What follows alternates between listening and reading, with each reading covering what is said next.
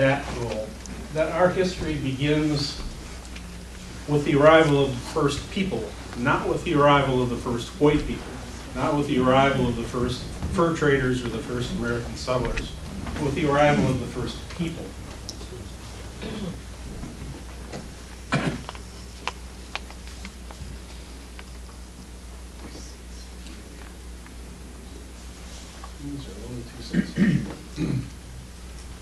So Columbus, of course, thought he was in India, so he said these people must be Indians. And so we've kept calling them that ever since, even though we knew they were not really in India. So shouldn't we be calling them something different finally? Should they be called maybe the First Nations? That's what they tend to be called in Canada. Or should they be called Indigenous people or Native Americans? Well, I like to think of them as Indigenous Americans. And if you take the first four letters of Indigenous and the last three letters of Americans, you get Indians. So I say, yes, let's still call them Indians, but not the way Columbus made his mistake, but calling them what they really are, the original Americans. So yes, Indians, but also Native Americans. I tend to use the term Indians and Native Americans kind of interchangeably. So we tend to think of history as something written with words, either in the form of symbols or combined letters of an alphabet, written on paper, papyrus, parchment, or in the case of cuneiform, onto soft clay. And it's a record of what people were thinking, what they were saying to each other, and it tends to be shaped by great leaders, or described as having been shaped by great leaders, kings, which general won the battle, which religious leader founded the religion, that sort of thing. So that's what history has traditionally been in our minds. But history is also written in stone. It records what people were actually making and doing. The tools they left behind, the distribution of those items on their campsites. It tells us what they were making and doing. And it isn't distorted by someone's beliefs or biases or perceptions about who's important and who's not. It's basically the story of all people, not just great leaders. So that's the way I like to think of archaeology. And archaeologists really are the people who know how to read the story in stone. And to many of us, just looking at a pile of artifacts and stones, it's like looking at a jumble of letters from an alphabet. It doesn't really tell you a story unless you know how to read the story. So archaeologists do know how to read that story. So from that pile of artifacts, there are weapons for hunting. Not only can they be identified as weapons, but there are very different ways of shaping and manufacturing those projectile points, very different materials that are used to make them. And those materials come from a number of different, often distant sources. And we can usually identify the type of chert and where it originally came from. So from that, we can know where the trade connections were, or where people were migrating from or moving back and forth, and so on. And quite often, at different points in time, the Native Americans were procuring that raw material from different sources. So that helps us look at archaeological sites and identify what source of material is present, and that gives us a first idea of what people were probably there, even before we look closely at their artifacts. So those are some of the ways that archaeologists can analyze those artifacts. And of course, on archaeological sites, it's not just arrowheads. There are lots of tools that were used for everyday tasks. And those are some of the most interesting and most important part of reading the story on Native American campsites. And I'll talk a lot more about some of these different kinds of tools later. So let's talk about Indian arrowheads. And the question that I've been asked probably 100 times if I'm showing somebody artifacts or they're showing me some artifacts they have is, what tribe made this arrowhead? Well, 99% of the stone arrowheads or spearheads that are found in Michigan were made before Europeans ever even set foot in the state. And the Indians lived here for at least 13,000 years and possibly even longer than that. And most arrowheads were in reality spear points or knife blades. They weren't even really the tips of arrows. So the arrows, actual bow and arrow, only came into use about 800 AD in Michigan. So for only about 1,200, 1,100 years or so. And for the thousands of years before that, the Native Americans used something that we often call an atlatl, which is the Aztec name for it that's carried into English. And it was a tool probably about 1.5 feet long with a hand grip at one end and a hook at the other end. And you would lay a spear about 4 or 5 feet long on it and throw it overhanded. And it was just like having a much longer arm. It lent a lot of additional force to a spear, and when it hit an animal, it tended to hit with much more force and penetrate more deeply. But as you can see in the photo, if you poke a very large animal with a sharp stick with a stone on the end, it doesn't just die immediately. You've made it very angry. So it's going to try and come and get you. This is called a banner stone. And I found quite a few of these. They're often broken in half. These are weights that were used on these spear throwers to balance them. And you can't see in this picture, but there's a round hole, the length of, going from one of those notches to the other. And the spear thrower shaft actually fit into that hole. And by placing this at exactly the right point on the spear thrower, it balanced it to where it could throw with more force. Is that actually 3 stones? Yeah, well, it was made as one stone, but it was broken into 3 pieces. And I found the 3 pieces and put it back together. But I have lots of them that I've only found half of, and wishing to find the other half like this. And if you look closely at this one, you can see those little round holes. Mm-hmm. So it looks like it probably broke into 2 pieces originally, and whoever owned it was beginning a process of repairing it, and then the piece broke apart into the 3rd piece. So they stopped the drilling to repair it. So that's an interesting part of the story that shows as well. So the Native American population of Michigan was never very large by today's standards. In fact, it's thought that there were only about 10 or 15,000 people in the entire lower peninsula of Michigan. There was actually a census was taken in the early 1800s, and that's approximately how many people were here. And it was thought to be about the same number of people for going back thousands of years, most in the past. So that means there probably were not more than 100 to 200 people in Jackson County in total most of the time, and there would have been times when there probably weren't any people here at all. So not a lot of people. And at least in our area in Jackson County, there weren't any large villages.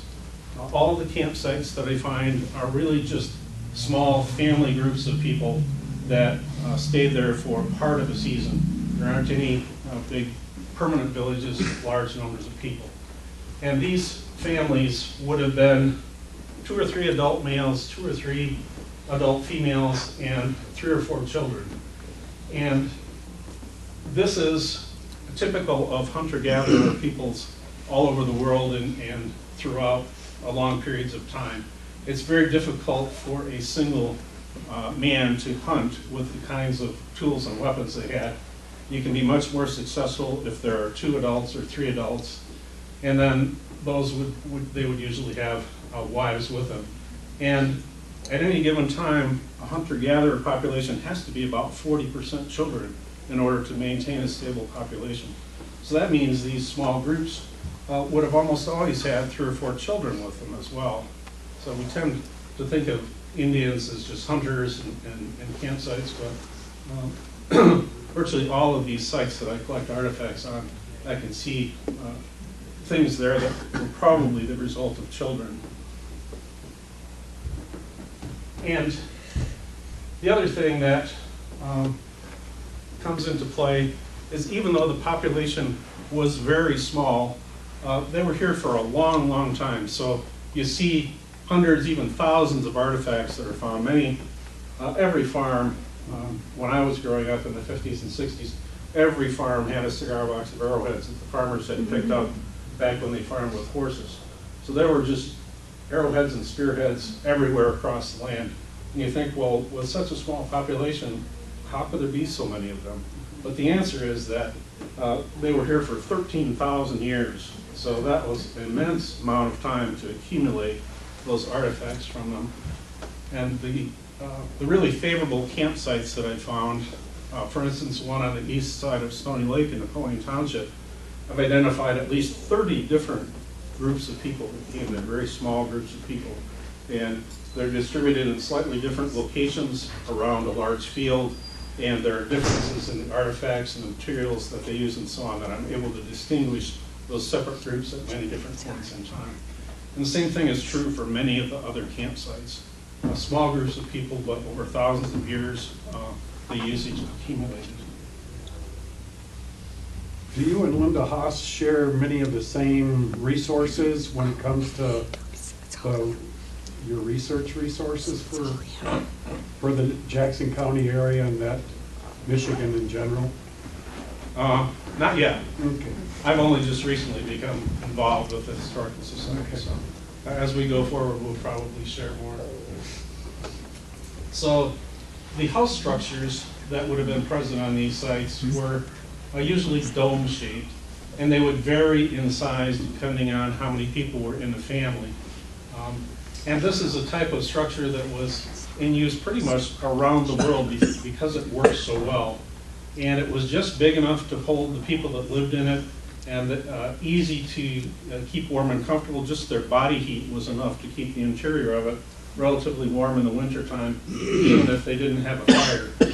And you look at these and they seem primitive and they don't seem like they'd be very comfortable, but the French fur traders who wintered over with the Indians said that these structures were actually much more comfortable to live in and sleep in the winter than the cabins and houses in the French and later the English settlements. So they worked quite well, and that's why they used them. And this is more a historic picture. They were still in use even in the late 1800s in some parts of the Upper Great Lakes.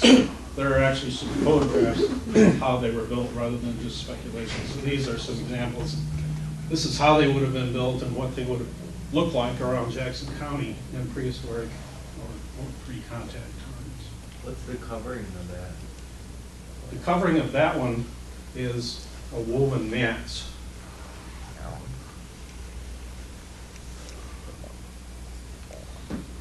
The Potawatomi would weave these mats out of reeds, and they were so light that they could roll them up and take them with them when they moved to a new camp. But they would also sometimes cover them with bark, elm bark, big sheets of elm bark they could cover them with, or at times possibly animal skins as well, depending on the time of year and what was available. But these are woven mats, so this is what a Potawatomi lodge would look like. So how do you recognize an Indian campsite in Jackson County? Well, the first thing that I usually see if I'm walking a field looking for a campsite is something called fire-cracked rock. And I have some examples of that up here. It's very abundant on the sites. There are often hundreds, even sometimes thousands of pieces of it on larger sites. And it started out as fist-sized granitic stones, or stones that have grains of different material in them. And it was shattered into those angular pieces by being repeatedly heated and cooled in a fire. And it allowed the Native Americans to do two things.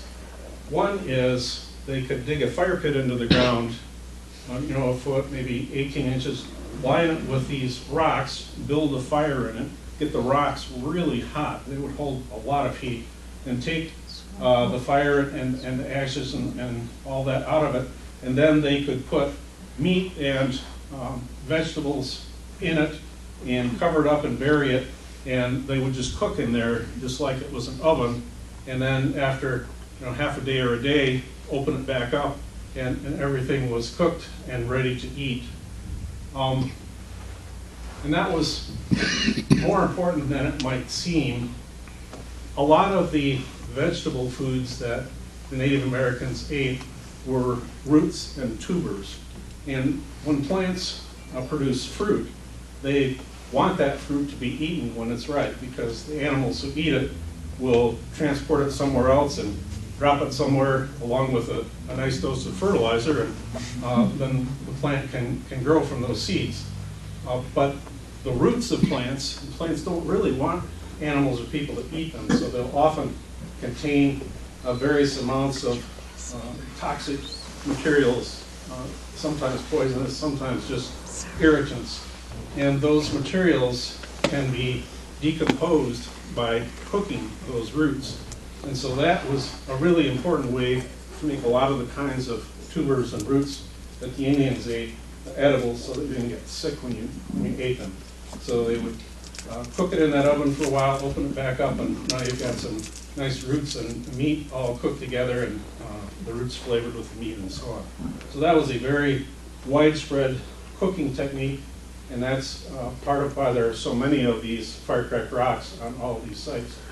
But the second thing that could be done with these rocks is you could boil water in a container that was not fireproof.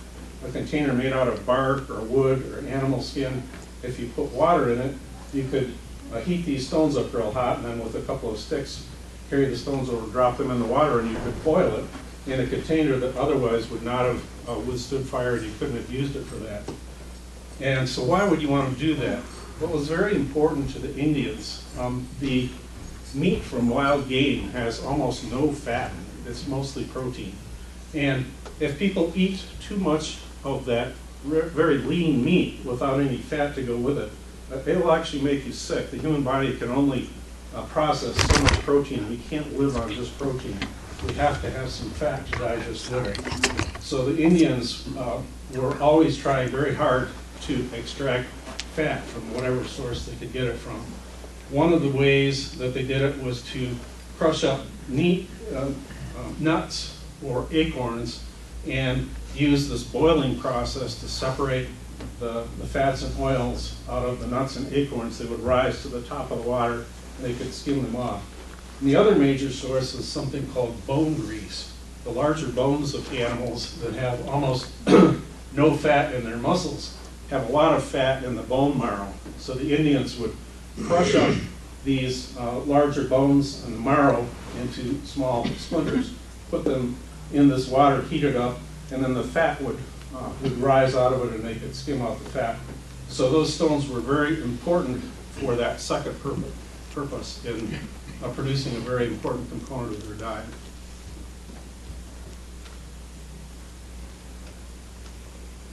This is an example of a partially refitted back together clay pottery vessel. About 3,000 years ago, the Indians started making pottery vessels and firing them. They're quite easy to make. It only takes about a half hour to fire them in an open fire, and they used those for some of the cooking. But they were quite fragile, and even when the Indians started using those, they always still use that fire-cracked rock process a lot. I find quite a lot of these broken up pottery sherds on sites that I excavate that have never been plowed. But in plowed fields, there probably were a lot of these when fields were plowed for the first time, but when they're exposed on the surface and repeatedly heated and frozen and weathered, they just fall right apart. So they just disappear into the soil. So it's extremely rare for me to find one of these pottery sherds in a plowed field. Occasionally I do it, but very rarely. But when I get onto a site in woods that's never been plowed, there's often quite a lot of these fragments of pottery that I can see. And this is one of the most beautiful vessels that I was able to put back together. You can see some of the very pretty decorations that the Native Americans did on it. They tended to do most of the decorations up around the rim, the top of it.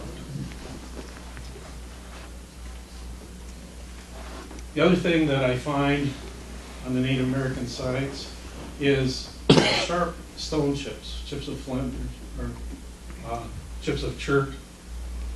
So there are literally hundreds of those often on the sites. And so this chippage is the second most abundant item found on campsites.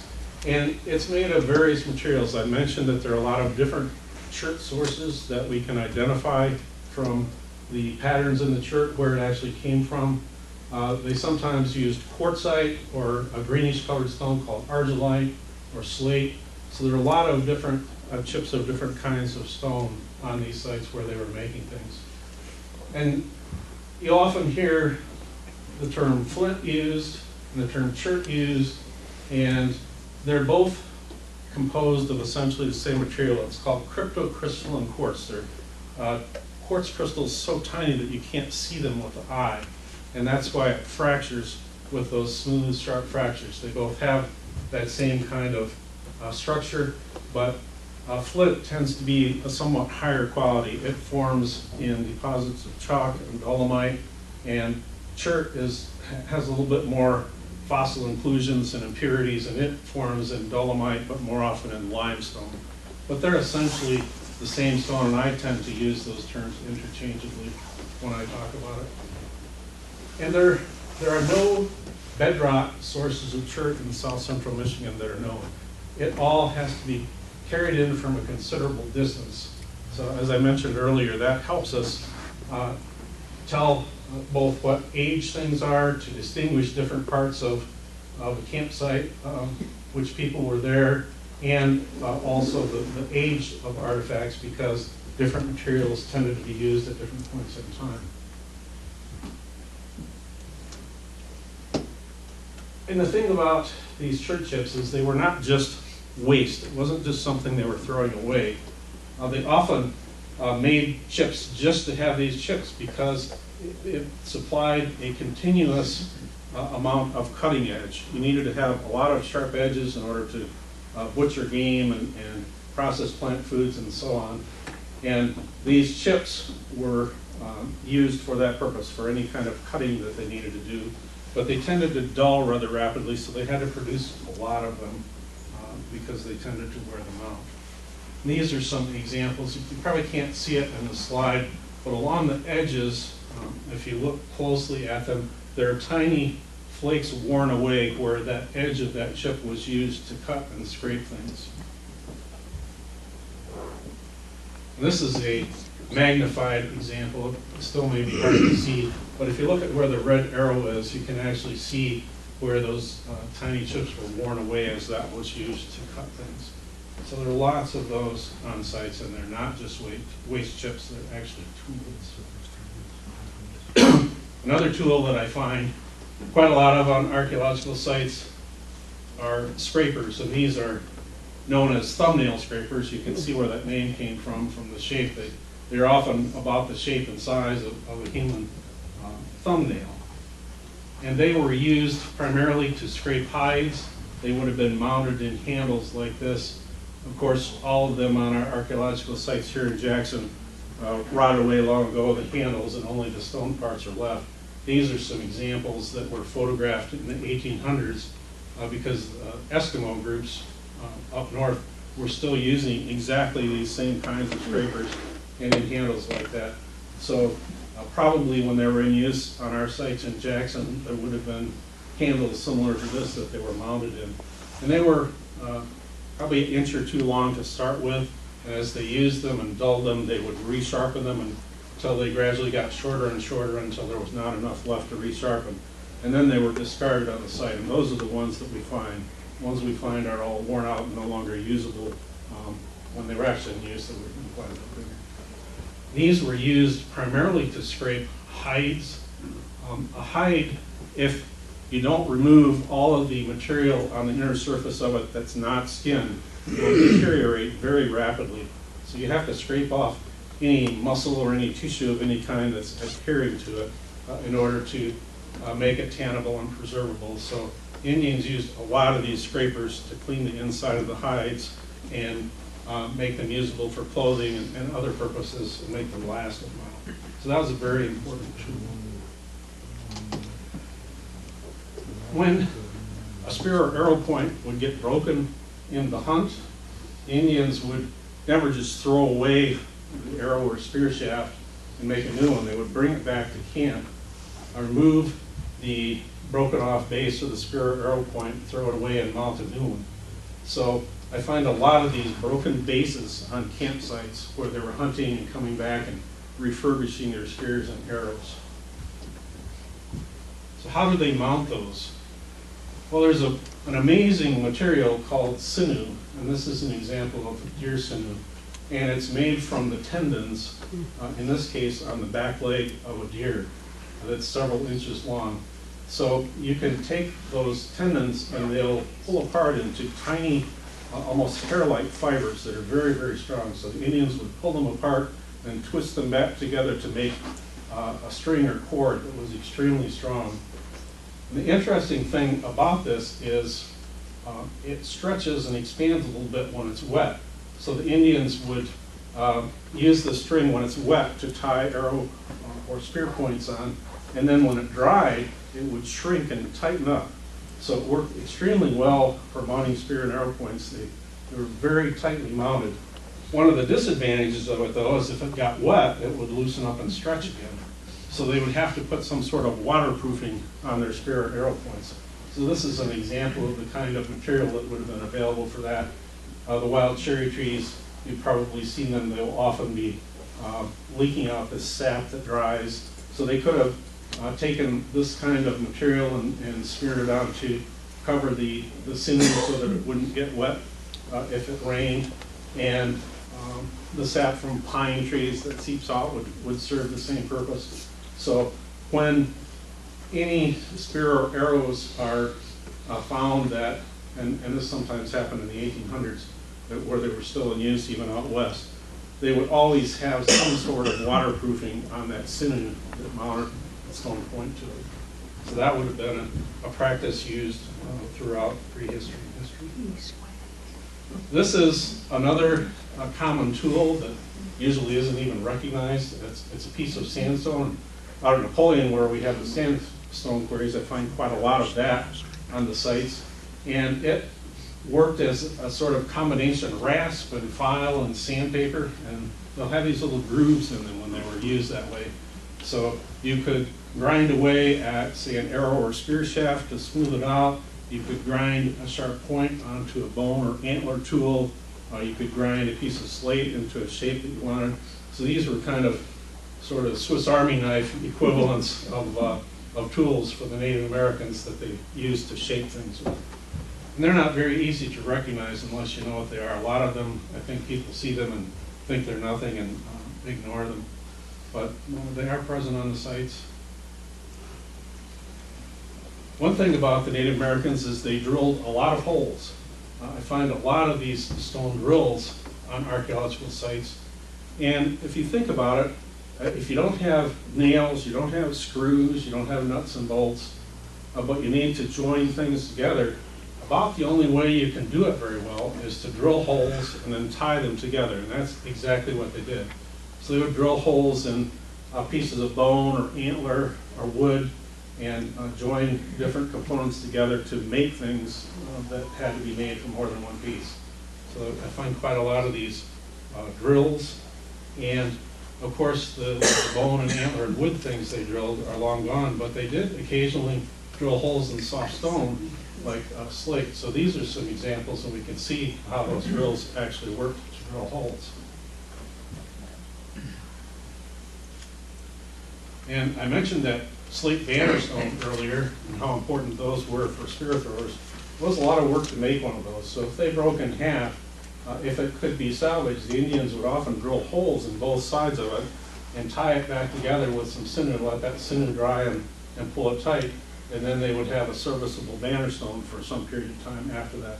So I find quite often these banner stone halves that have been drilled for repair. And of course they made stone axes. I almost never find those on sites today. The old horse farmers picked up all of those years ago. Those were some of the easiest things to see if you're farming with horses. So every old farm collection will have a few axes in it, but there are hardly any of them left out in the fields today. And looking at these, you wouldn't think you could cut down a tree with them, but experiments have been done with them, and they actually work quite well, surprisingly. And this type of axe was in use up until about 3,000 years ago, and then they changed to a different shape of axe that's called a celt. And these were actually, instead of being tied to the handle, a hole would actually be made in the handle, and the back of it would be inserted into it. And one of these was actually found in the Detroit River when they were dredging, had been preserved by the water. Had a wooden handle with a round hole in it, and the stone still sitting there in it. Mostly when we find these now, they're relatively short. When they were in use, they would have been much longer. But the Indians would repeatedly resharpen them, just like the scrapers, until they got shorter and shorter, and finally they were too short to sharpen anymore, and they would throw them away. So that's why the ones we find are often kind of short and stubby, and the same with the grooved axes. They're often kind of short and stubby because they were at the point where they couldn't really be used anymore. It wasn't what they looked like when they're actually used. So climate change is not new. If you think about it, a glacier that's a mile thick covering Jackson County, when it melted, that was climate change on a grand scale.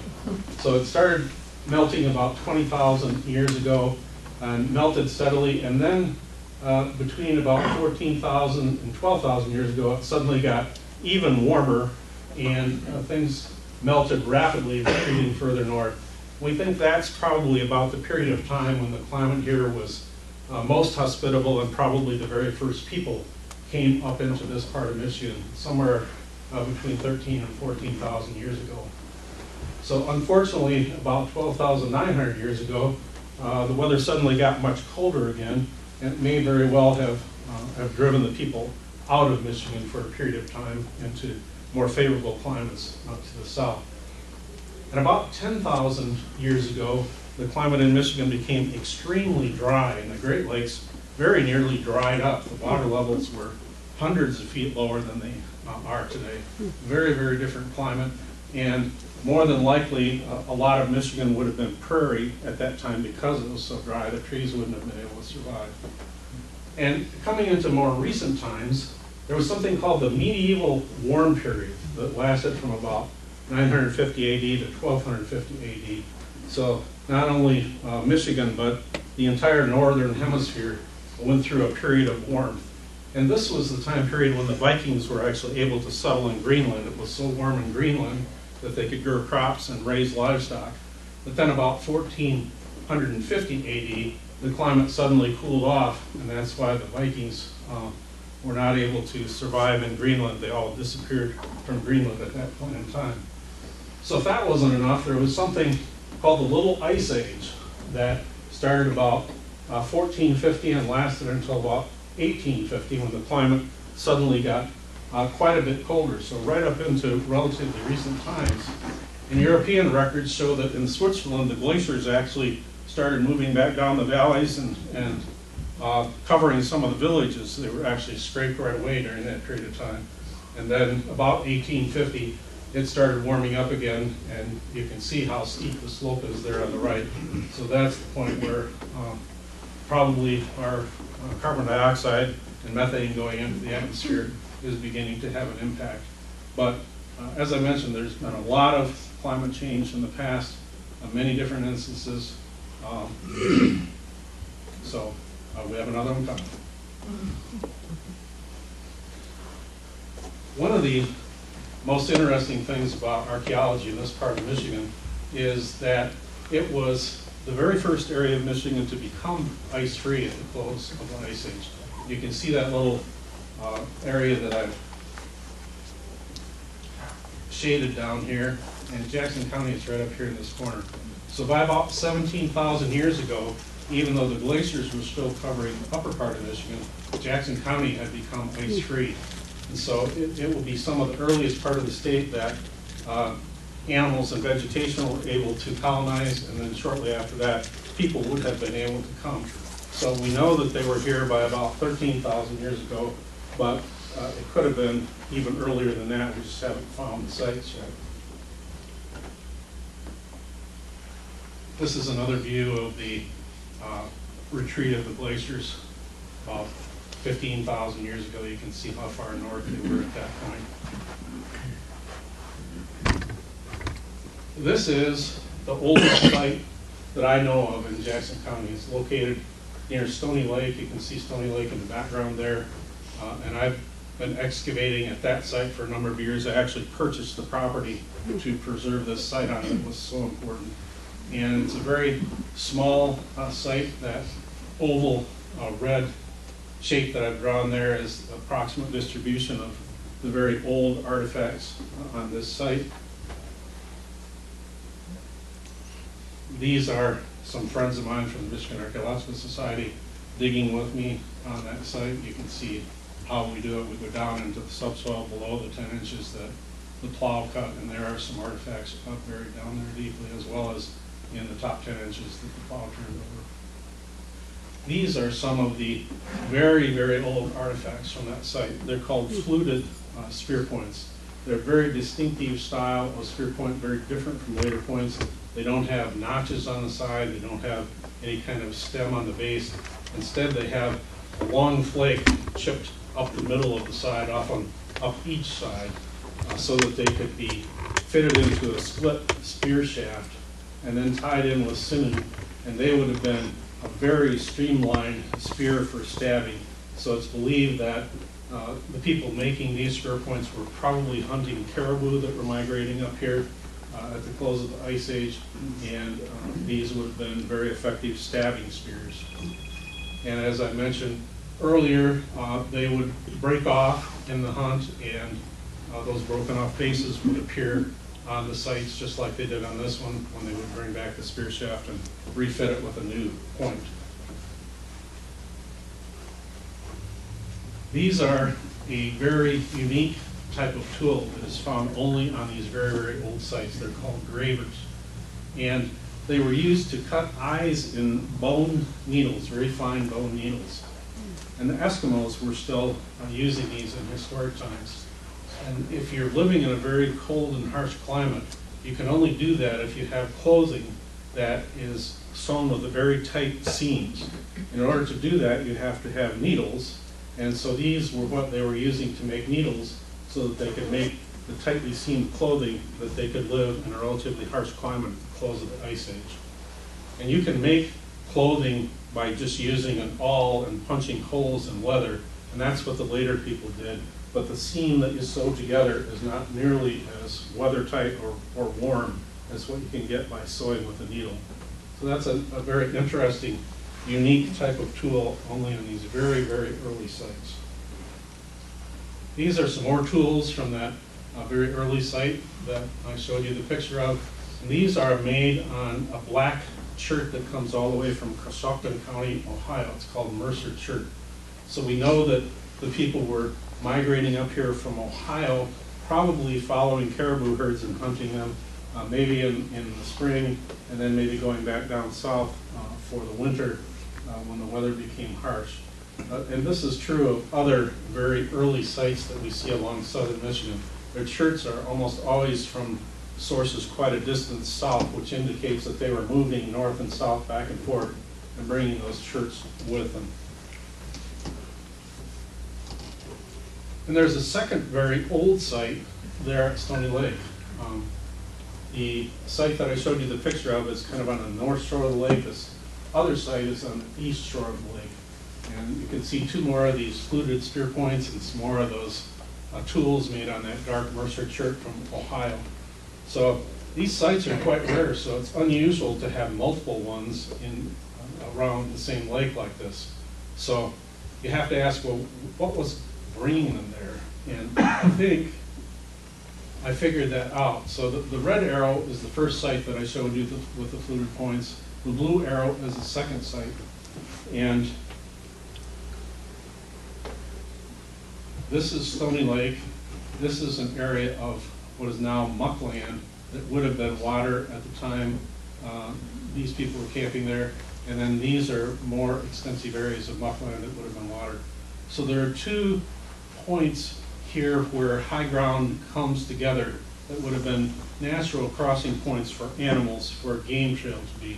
So I believe what these people were probably doing is coming there, attracted by those natural funnel points that concentrated game, and hunting and killing the game there, and then camping to eat it. And they started that at this very early date, but they continued in later times as well. Where that blue arrow is a site that I think I may have mentioned earlier. I found at least 30 different occupations on that same site. So I think later peoples were also taking advantage of that same opportunity at those two crossing points where the game was concentrated. And there's another site up on the Portage River that's a very similar circumstance. There are miles and miles of marshland up here. This is the ditched Portage River today. This is the original path that it traveled, and here's high ground on both sides. So this would have been a natural game trail crossing there, and another natural ambush point. There's a very large site in this area that I was fortunate to buy the property for that to preserve it. And it's produced a lot of artifacts from many different time periods. The most interesting set of artifacts are these. They date to approximately 10,000 years ago, and two of them, these two, were found out in the muckland adjacent to the old bed of the Portage River. These others were found some distance away on higher ground, and what I believe I have here is a kill site out here at the edge of the river. There are two tips of spears that broke off in the same way that they would if you were trying to kill animals with them. And then the occupation site has the same kind of artifacts, but broken in different ways than they would break if you were stabbing an animal with it. So I've been excavating that site gradually, a little bit at a time each year, and we found a couple more artifacts that I believe are associated with this very early occupation. My dream is to find the bases of one of those spear points that I found the tips of out in the muck, and then that will cinch it that these two sites are the same people at the same point in time. So that's a really fun project.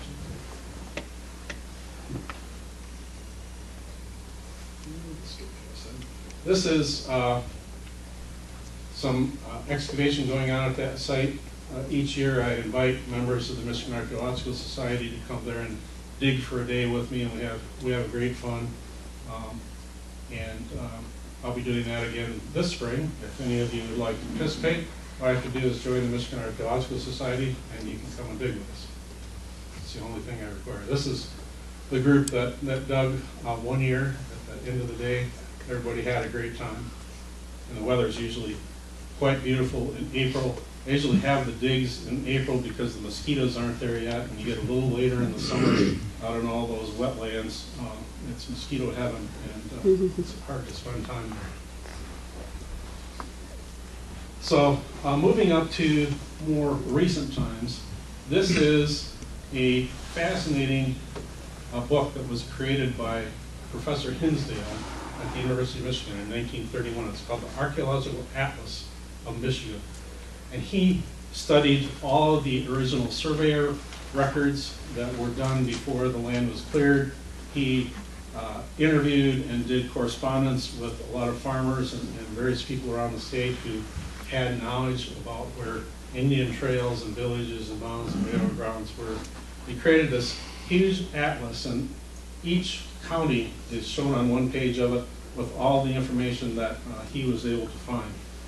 And all of those red lines that you see there are trails that he was able to map. And I think that information came mostly from the surveyors. And these trails, it seems, how could there be so many trails with so few people actually living here? The answer to that is that these are really game trails. The animals used them and kept them open. And Indians could use those same trails, but they weren't really Indian trails, even though they're often called that. They were primarily game trails kept open by the passage of large animals. This shows the distribution of prairie at the time that the settlers first began to come to Michigan. You can see that prairie actually extended up into Indiana and partway into Michigan. It gradually faded away. There are specific areas of prairie in the western side of the state. And we tend to think of our area as being forest, but in fact it really was the transition zone between the eastern forest and the western prairie. And there's a wonderful book that details that, and the yellow arrow you can see is pointing to Jackson County.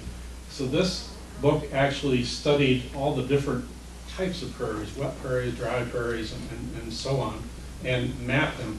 So you can see that Jackson County is right in the middle of a lot of these small patches of prairie. If you read the early pioneer descriptions, they say that they were able to drive their wagons right through the forest because the trees were so far apart and the grass was growing between the trees. It was almost like having roads. So in this part of Michigan, they could really drive across it to whatever land they thought to settle on, even though there wasn't a road. So it's fun to read some of those very early descriptions of it. Now we'll jump up to historic times. During the 1600s, there was a big war between the Iroquois in the east and the Great Lakes tribes. The Iroquois in New York were the first ones to obtain firearms, first trading with the Dutch and later with the English. So they had them before the Great Lakes Indians had them. Essentially went on a rampage against the tribes in our area, just killing and burning villages. So it actually drove all of the Indians out of Michigan over into Wisconsin. They had to come together in larger groups to be able to defend themselves against these Iroquois war parties. So during the 1600s, Jackson County and pretty much all of southern Michigan didn't have any Indians living in it. It was just too dangerous with these Iroquois war parties. But then, toward the end of the 1600s, the Great Lakes Indians also started to acquire firearms and were able to defend themselves.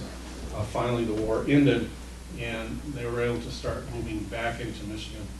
So this you can see the Potawatomi and the green are starting to move back into the western part of southern Michigan, and gradually moving further in, the green, and then the Ottawa is the brown to the north, and the Chippewa, the blue to the north and east.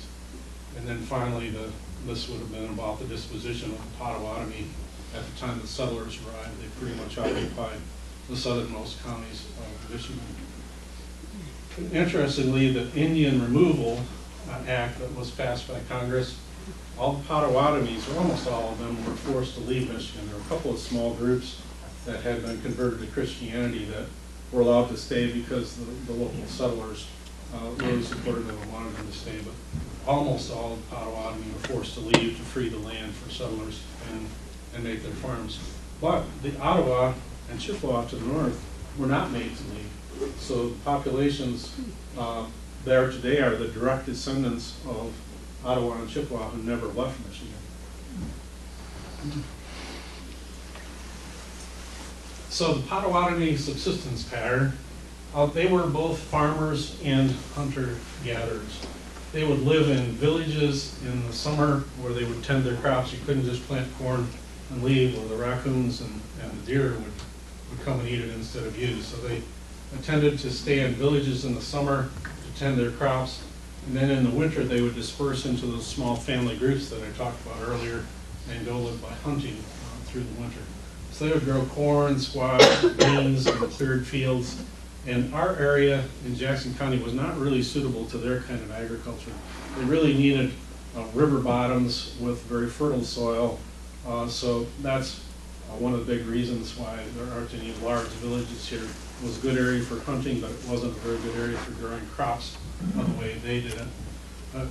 A deer and bear were their preferred game when they hunted, and they also ate all kinds of roots and fruits and seeds and nuts, and they tapped trees, maple trees, and birch trees, and box elder trees. There are a number of trees that will produce sweet sap. We think of it as being only maple, but the Indians tapped several different kinds of trees.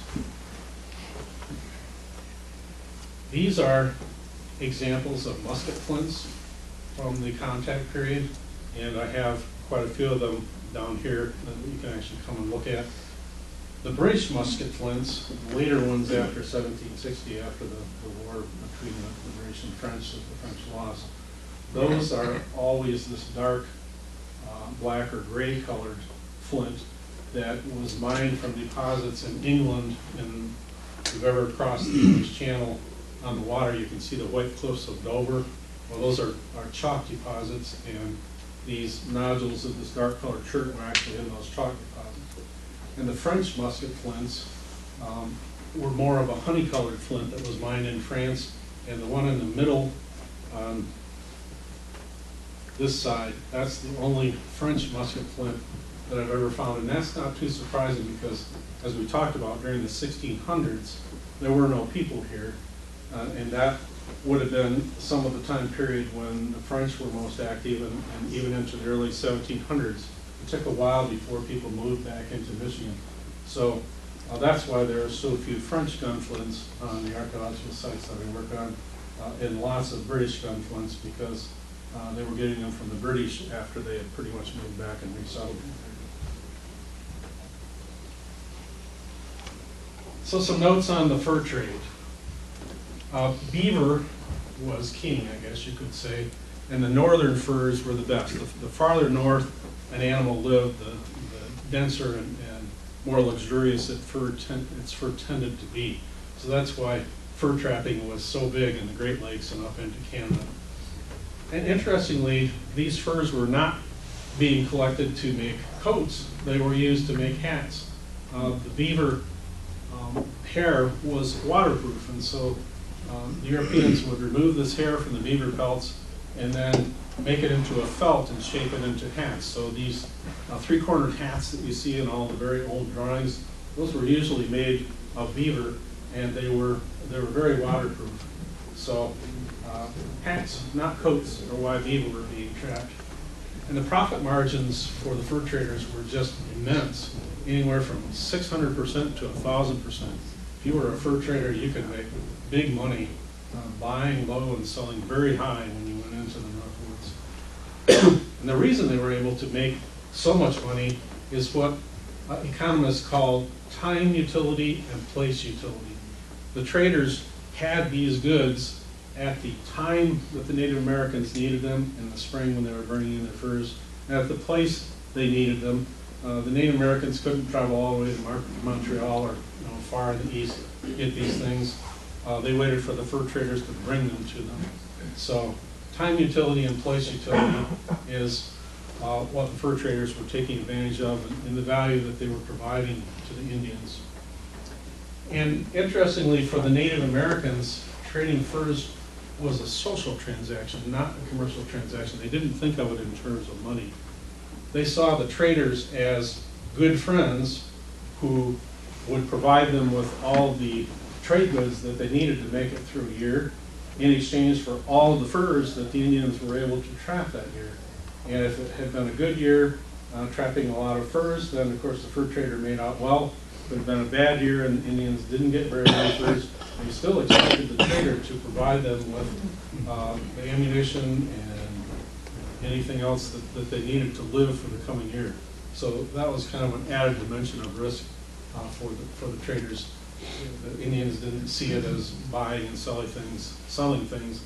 They saw it as a social relationship with the trader and helping each other. So we're coming towards the end here. I want to talk about what I think of as a history of misunderstanding.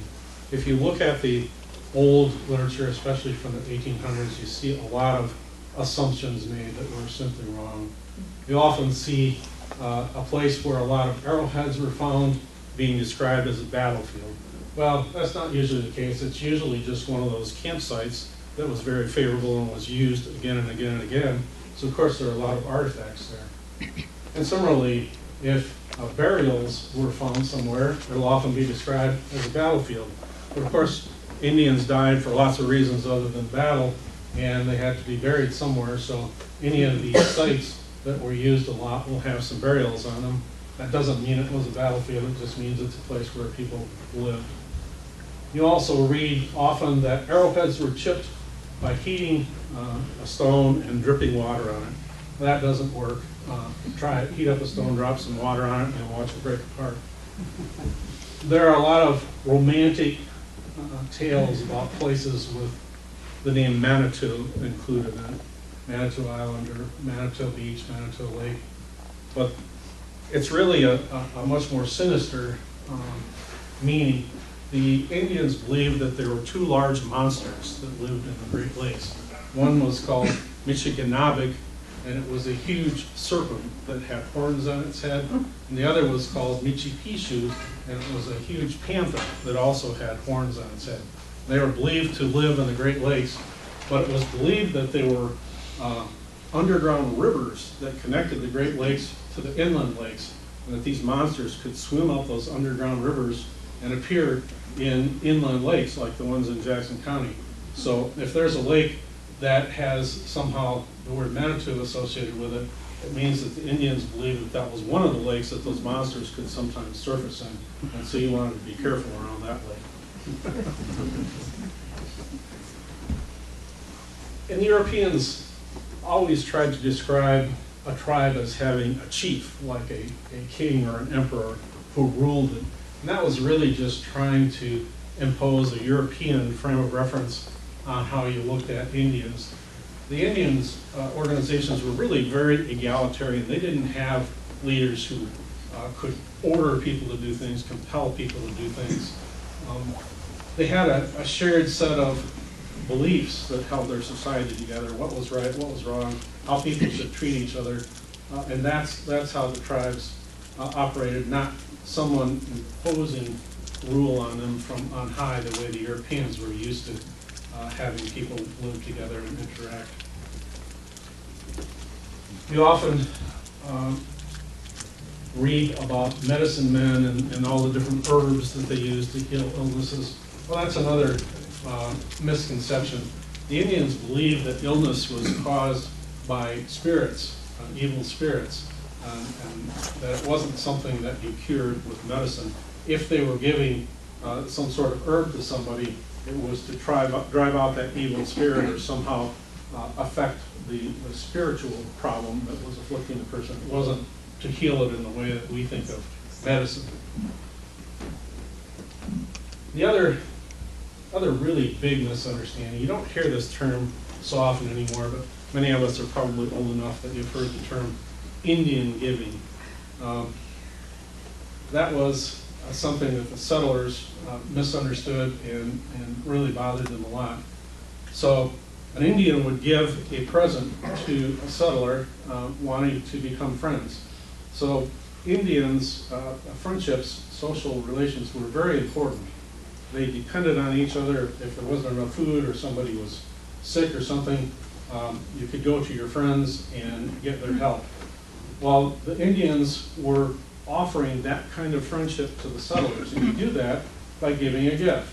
And if the person the gift is given to wants to accept the friendship and have that kind of mutual support relationship from then on, they give a similar gift in return. Well, the settlers didn't understand that. An Indian would give them a gift and they would think of it as like a Christmas present or a birthday present or something, and think, oh, thank you, nice, walk away and keep it. And when they didn't either give a similar gift or return the one that they had been given, the Indian became very offended and would go and take the gift back from the settler. So that's where the term Indian giver came from. Often the Indians would just come and take back the thing that they had given, and nobody really understood why.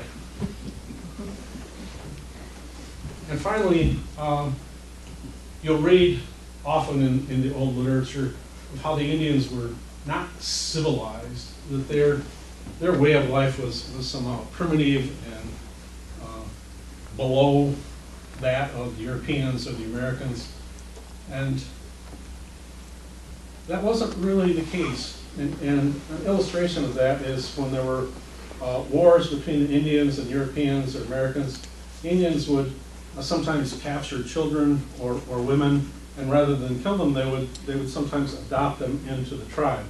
So after these people had lived with the tribe for a number of years, sometimes an American or European army would come through and rescue them, take them back to civilization.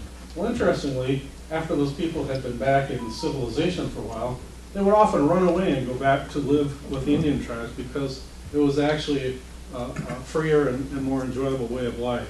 So we may, and at that time, the civilized society may have had a lot of advantages from a material standpoint, but from a social standpoint and a happiness and enjoyment with life, the Indian social structure seemed to have been more desirable for people who had the choice between the two and really understood what they were both like. And finally, just a couple of parting thoughts. 100,000 years ago, everybody in the world lived as hunter-gatherers. And about 10,000 years ago, people in various parts of the world began to develop agriculture, animal husbandry, began to settle into cities and increase in population. So we went through that transition to agriculture and animal herding. We went through a Bronze Age, an Iron Age, a Stone Age, and then more recently an Industrial Age, an Atomic Age. You could almost say now we're in a cell phone age because that seems to be what so many things we're focused on. The problem with our way of life today is we are consuming petroleum and coal deposits, and we will totally consume them in the space of a few hundred years. They took millions of years to form. And the same is true from our deposits of metals. Deposits that took millions of years to form, we're going to completely mine out in the space of a few centuries. So rather, our way of life is really better than the hunter-gatherer. It's going to be tested when those resources start to run out. Because the Indians, the hunter-gatherer way of life was sustainable across thousands of years. And so we're engaged right now in a vast experiment to see if what we're doing is really viable over the long term, or if it's really only a temporarily successful way of life. And finally, just one more thing to tell you. I went to college at Michigan Tech University, had a degree in chemistry, and as college students, we got pretty tired of listening to Finnish folk music on the local radio station. Fortunately, there were some Canadian radio stations, and the signal would come across Lake Superior and we could hear it. One day I was listening to a Canadian radio station. This is supposedly a true story as it was presented. One of the First Nations reservations in northern Canada, a major mineral deposit of some kind, I think a deposit of some metal, had been found. So a newspaper reporter from somewhere in the south in Ontario traveled up to this reservation and wanted to talk to the people and see what was happening and what their reaction was. So he was walking through the village and saw this old man sitting in a rickety old chair in front of this little building that he lived in, and walked up and said, I'm from Ontario. Can I ask you a few questions about this new discovery? And the old man said, sure. So the reporter said, well, everybody must be pretty excited. This is really going to bring prosperity to your people, finally, after all these years. And the old man looked at him and said, well, many years ago, when the white men first came to our land, they killed all the animals for their furs. When all the animals were gone, the white men went away. After a while, the white men came back and cut down all the big trees for lumber. When all the big trees were gone, the white men went away. And after a while, the white men came back again and cut down all the little trees for paper. When all the little trees were gone, the white men went away. There was nothing left but rocks. And now they've come back for the rocks. Thank you. I have a question.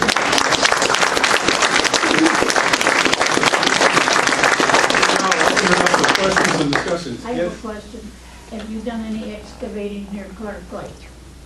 I have at Stony Lake, not close to Clark Lake. Okay, One of the interesting things about Clark Lake is it was one of the major canoe portages. You could go up the Raisin River to Clark Lake, and then a short distance west, there was a tributary of the Grand River, so that would have been one of the major canoe portages. Well, the reason I asked, when they were digging the basement for our childhood home, they found what they thought was an Indian burial ground. Oh. And they found all kinds of stuff like that, and they wrote it out in the Jackson paper. How long ago would that have been? 47, 48. Yeah, right at the head of the lake, and it was on a hill. West End. West End, yeah.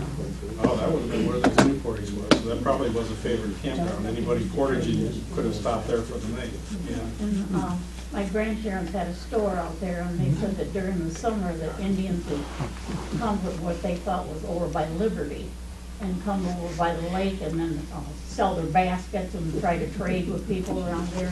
Yeah, That was earlier. Those were probably the Ottawa coming down from the north. There's lots of accounts of that. Other questions? What were the goods that the traders would bring to the Indians that Well, they felt like they needed? They would bring firearms, powder, lead shot, and the musket flints. Like we see, they would So bring it was blankets. basically they felt like they needed these things because it made it easier for them. Well, especially the metal tools, like axes, knives, brass kettles, they lasted so much longer and functioned so much better than things made out of stone or So clay. basically it's about making things easier, but then as we travel through time as a species, we end up destroying everything. Potentially, And we're losing our strength too, Well, because we don't unless have we the figure out strength some to long-term live that way solutions. anymore Yeah. either. yeah. Yeah. You remarked that sometimes you could tell children had been in the site based on what you observed. I wondered if you could elaborate on that, please? Yeah, I've actually found some little very crudely made arrowheads, just very slightly chipped out of a chip of flint. You could tell it would never work as an arrowhead. And I interpret those to be probably some little boy's first attempt at making an arrowhead. And there are sometimes very tiny versions of arrowheads or axes that would have been too small to actually use. So I interpret those as being things that were made for children. There's sometimes very tiny fragments of very tiny pots that would have been too small to actually cook in. And I interpret those to be little pots that were made for little girls. And in hunter-gatherer cultures, the children, the toys that they have, the things that they want to do are really to emulate the adults and to prepare for their adult roles. So those are exactly the sort of things that the children at these sites would have wanted to be doing and having. Can you talk about, I've read a lot about the importance of the copper deposits in Michigan and how it went back thousands of years in terms of trading. Do you find any evidence of that, or can you address the importance of that? Yeah, I occasionally find a copper artifact down in this area, but they're very rare down here. And the copper artifacts were more heavily mined and used several thousand years ago. By the time the fur traders came here, there wasn't a lot of copper use, a little bit of it. There's a particular kind of knife, it looks almost like a butter knife, that are found on sites from about the contact period and just before that. But the more elaborate, larger copper artifacts are actually several thousand years old. And it was mostly people from Wisconsin going up and doing that, and then the artifacts being taken back down into Wisconsin. Not so much of it made it into the Lower Peninsula region. And there are actually two techniques that they used to make copper artifacts that can help you distinguish how old they are. They would hammer a solid piece of it into shape, and these people thousands of years ago, they would make spear points and axes and so on, just hammering it into shape. But then in more recent times, they would actually take little flakes of it and hammer them together, kind of fuse them together. So it's a very different working technique, and the copper, two different ways of doing it. Curious about ritual or art? In what context? Well, have you found anything or anything that you think might have been ritual or religious to them, or anything that was artistic? Depends on how you define those terms. If you look at pottery, there are some very pleasing decorations often on the pottery, and I've found some slate ornaments that have lions incised in them that look like they're probably some sort of decoration. But I don't see a lot of anything that I could really call art.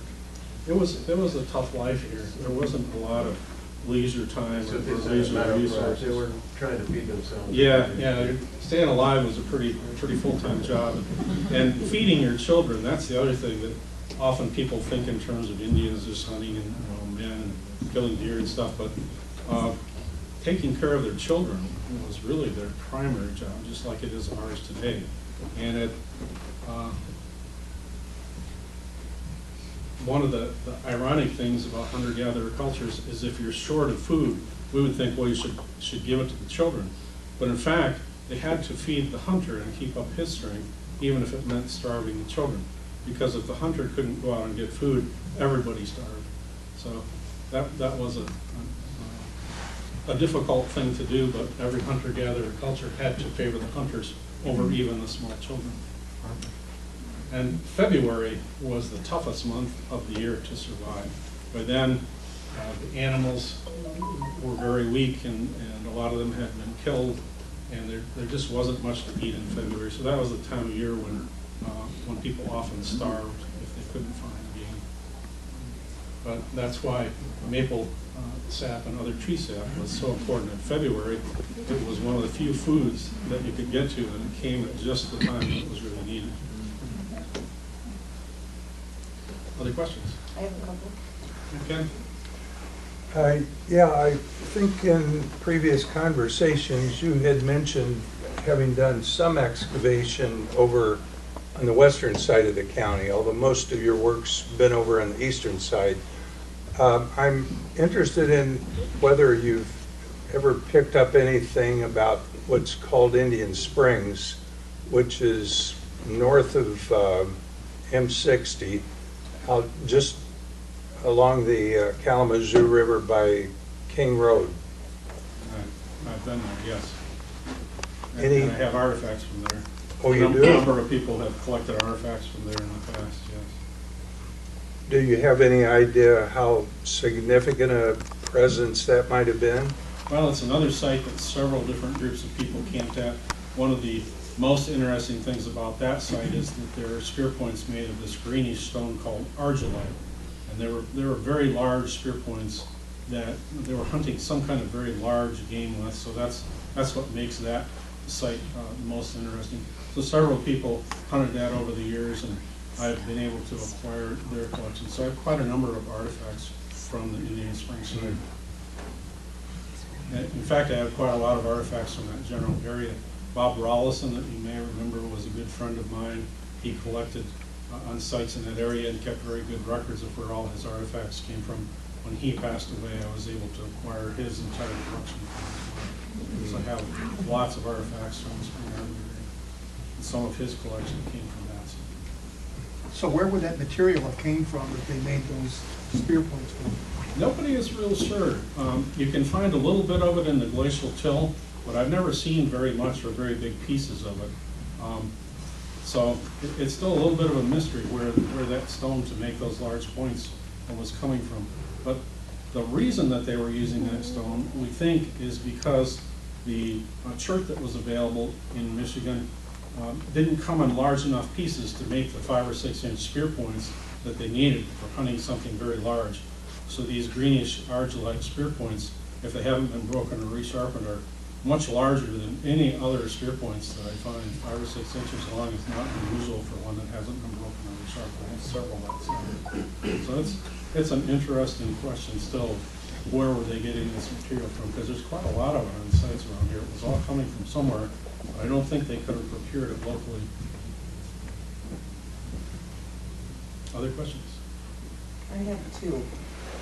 You had mentioned that chert was not there was no source here in Michigan for chert. Where did that come from? No, there are sources in Michigan. There are none in south central Michigan. Okay. There's a source up around Saginaw Bay, a type of chert called bayport, that was actually washing out of the cliffs up there, and the Indians procured a lot of it along the lakeshore up there. So we do get some of that down here. And then there's another source over at an area called Norwood on Lake Michigan that's used a lot in northern Michigan. We almost never see that here. It just didn't make it here.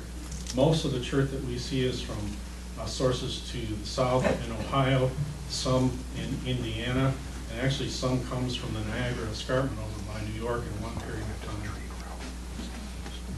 And it's just possible that there might have been some bedrock sources here in Jackson County. That's one of the things that I'm researching.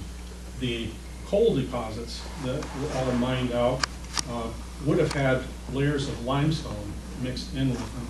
So it's possible that there may have been some limestone deposits that also had some chert in it.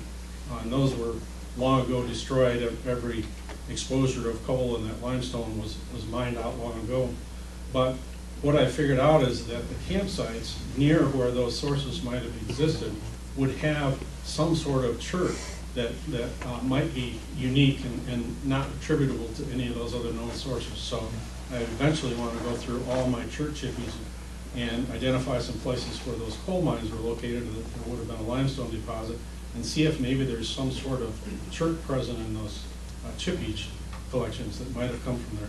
I've saved every chert chip that I've ever found in my entire life on all the sites around Jackson County. I have an immense sample of that with the intent of being able to do that kind of research. Yeah. So when you find a point or whatever, how do you age it? By its shape, or by, how do you tell how old they are? Well, it's partly by its shape, and there are different chipping techniques that are used at different points in time, different materials, so it's a combination of those things. And it's not that I radiocarbon date artifacts from Jackson. All the different artifact types that we can find here have already been excavated and radiocarbon dated on other sites elsewhere in Michigan or Ohio. So what I have to do is match these up with something from somewhere else that has been radiocarbon dated. Great. Yes? Back, I think you've been raising for a while. So do you know why they only pushed out the Potawatomi and not the Ottawa and the Yes, Squaw? because this land in southern Michigan was what could be farmed. When you get a little bit further north, it was just too cold to grow corn and other crops. And it's still true for the most part today. That's why there's a lot of woods up there and not very many farms. So the American settlers wanted farmland, and the Potawatomi had it, and they were forced to abandon it, surrender it. Yes. Are fingerprints ever found on these artifacts? Not on the artifacts, but I've always suspected that there are probably fingerprints embedded in the clay of these pottery vessels. If we can ever figure out a way to x-ray or some other kind of radiation to scan inside that clay, I think we probably could find fingerprints and probably could trace the individual makers of those pieces of pottery through time and locations. But something that is sometimes found on some of these stone tools is there are little cracks in them, so when you were using it to cut or scrape, some of the meat or fat from an animal would get embedded in these tiny cracks. So archaeologists are actually able today sometimes to extract that material from these tools and identify what animal the tool was being used on. So not the arrowheads, but the tools can give that kind of information. So you said that they were hunting bigger animals with the bigger spear. Do you have any idea what kind of animals that was? I'm not sure, but the big animals available would have been things like bear or elk, maybe moose, but something that took a very large spear point to kill. Yeah. Have you ever found anything with like antler points No. used No, I've never found as anything tools like to that. this? It's just not preserved in our environment here, unfortunately. It's hard to preserve, I would Yeah. know. Now, there was a burial found actually up near the Portage River many years ago that was excavated by an archaeologist from Michigan State University that did have some antler tine points in it. I've never seen them, but that one instance they did find some. They must not have been very old, or they would have deteriorated long ago. But that's that one instance. There have been some antler tine points from it. Thank you. Yeah. On some of your different, I can't think of the word right now, the different pieces that you were showing that had the holes in it. Mm-hmm. About how long would it take to drill a hole using, with the other stones? I've never tried it, but the slate is relatively soft. I don't think it would take very long to drill a hole through that. If you're drilling through antler, that probably would have taken quite a while, and they would have to resharpen the drill. It would get dull. often I'll find drills that you can tell they were much bigger to start with, and they're worn down so short that there was nothing left, and they threw them away or the tip was broken off. So I think it was quite hard to drill through some of those kinds of materials. It would have taken quite a while. But I think slate might have actually been some of the easier material to drill through. When you say quite a while, you mean like a day, over a period of a couple of weeks maybe? Probably hours, I would expect. What tribes were known to have lived right around Jackson County here? Was it just the Potawatomi? Primarily the Potawatomi were the ones that were here when the settlers came. And when the fur traders first came, there aren't good records, but there was a group of people that their name was the Asistaronan, and no one knows for sure what tribe they actually became in historic times, but that's all the fur traders said about them when they first entered Michigan. There was a group called the Asistaronan that were here. May have been the ancestors of Potawatomi. Now, those three groups spoke dialects of the same language, so they could talk to each other and understand each other. And there was a lot of intermarrying between those different tribes. So if you went into a village in the 1700s, you might find people from all three different tribes living there, rather than them being strictly segregated. Was the larger people group known as the Anishinaabe? Yeah, that's the Algonquian word for the Michigan natives is Anishinaabe. Anishinaabe. That's what they call themselves in their language. Did you look on the south side of the Portage River? Where at? Yeah, I've looked a lot along the Portage River in past years. Well, kind of on a farm just south of the river, and we had a ton of artifacts. On where in relation, what road were you there? Yeah, on Worcester Road. Oh, okay. Yeah, both sides of Worcester Road. So you had the Worcester farm? Yeah. I've been trying to find you for a long time. That's the land that I own now. It has a huge site on it. And that's north of the river, right? Yeah, it would be the northeast side of the Worcester Road Bridge, yeah. So you're somewhere else or there? Yeah. Well, Hanley, my grandfather gave half of the property to Hanley, so you know where that is. Yeah. And along Worcester Road, would be on the east side of Worcester Road. The But- east side between Worcester and Seymour? No, right as you cross the river, going south, on the east side of the road, right there. Okay, but that's the Hanley Sanctuary. so- Yeah, it is now, yeah. Yeah. When I was growing up, that was part of our farm. Oh, I see. Okay. We didn't farm. Mhm. Yeah, I know there have been artifacts found on what is now the Hanley Sanctuary. There were campsites around Mud Lake and Eagle Lake. My great-grandfather and my grandfather collected, they had one of those nail barrels full. Mm. Unfortunately, I went in the Air Force and my grandfather died and the barrel disappeared along with my car. Probably missed the car more than the barrel. Oh, I'd love to find out what happened to those and see them. Yeah. I know there's. I do have some. As a matter of fact, I brought a couple things I'd like to look at. Yeah, the property that I own on Worcester Road, I know there was a huge farm collection somewhere that would have originally come from there, but I've never been able to trace down. Who did you buy that property? It actually was donated to Harvard University. Oh, was when I it? bought the property Oh. from them, yeah.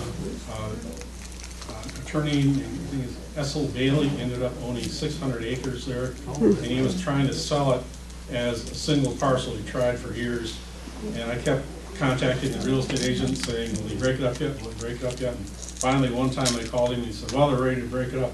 So I brought in a surveyor and had them cut off the piece that I knew to be the archaeological site of the 600 acres, and I bought that piece. Oh, yeah. Which is right on now.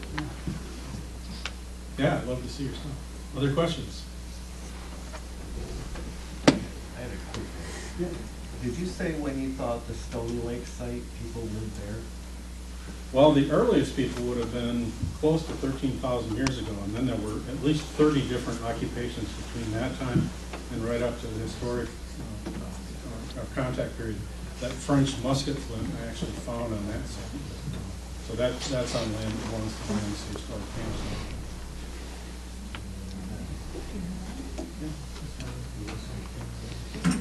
Other questions?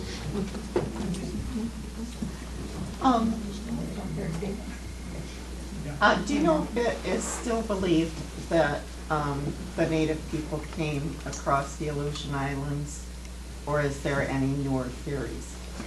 There are newer theories, actually a number of them.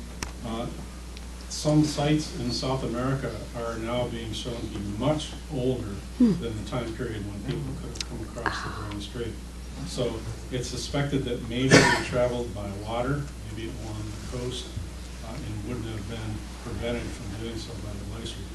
And there are even some theories that people may have come across very early from Europe.